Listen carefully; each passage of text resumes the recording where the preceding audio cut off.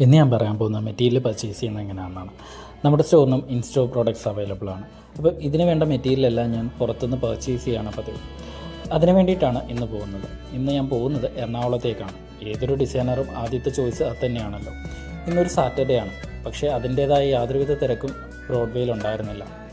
ഞാൻ ആദ്യം പോകുന്നത് പാരമൗണ്ട് ഫാബ്രിക്സിലേക്കാണ്. അവിടെ അത്യാവശ്യം wide varieties of fabrics available ആണ് ആൻഡ് ഫീസിബിൾ റേറ്റുമാണ്, കസ്റ്റമർ ഫ്രണ്ട്ലിയുമാണ്. ഞാനെല്ലാം ആദ്യം നോക്കി വെക്കലാണ് പതിവ്. ഏറ്റവും ഒടുവിൽ മാത്രമേ പർച്ചേസ് ചെയ്യാറുള്ളൂ. അത് കഴിഞ്ഞിട്ട് നേരെ പോയത് മോഹൻസിലാണ്. മോഹൻസിലും ഈ പറഞ്ഞ പോലെ തന്നെ ഒരുപാട് മെറ്റീരിയൽസ് ഉണ്ടായിരുന്നു. അതെല്ലാം ഞാൻ നോക്കി നടന്ന് കണ്ടു.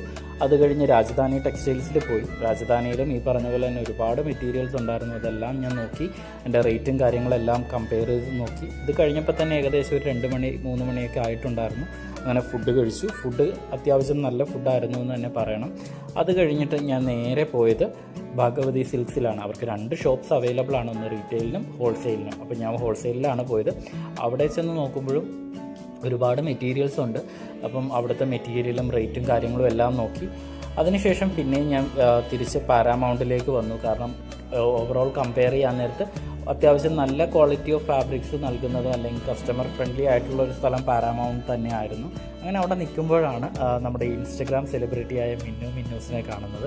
അപ്പോൾ അവിടെ നിന്ന് ഞാൻ അവരുടെ വീഡിയോ ഒക്കെ എടുത്തു. അത് കഴിഞ്ഞ് എനിക്ക് പർച്ചേസ് ചെയ്ത സാധനങ്ങളെല്ലാം ബില്ലടിച്ച് കഴിഞ്ഞ് നോർമലി നമ്മൾ പ്രൊഡക്ഷൻസിലേക്കാണ് കൊണ്ടുപോകാറ് മെറ്റീരിയൽ. അത് എറണാകുളം തന്നെയാണ് വരുന്നത്. അവിടം വരെ, അതായത് നമ്മുടെ ബ്രോഡ്വേയിൽ നിന്ന് വൈറ്റില വരെ പോകാൻ വേണ്ടിയിട്ട് ഈ ചേട്ടൻ എൻ്റെ കയ്യിൽ നിന്ന് വാങ്ങിച്ചത് 300 രൂപയാണ്.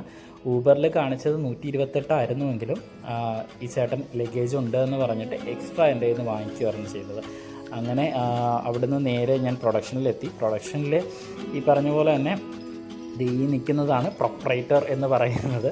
പ്രൊഡക്ഷൻ ഇദ്ദേഹത്തിൻ്റെയാണ്. അപ്പം ഇദ്ദേഹമാണ് നമുക്ക് വേണ്ടി പ്രൊഡക്ഷൻസ് ചെയ്തു തരുന്നത്. അതെല്ലാം കഴിഞ്ഞപ്പോൾ രാത്രി 9 മണി 9:30 ആയി കാണുമായിരിക്കും. ആ ഒരു സമയത്ത് ഫുഡ് കഴിച്ചു ആൻഡ് ഇന്നത്തേക്ക് ബാക്കി റെസ്റ്റ് എടുക്കും.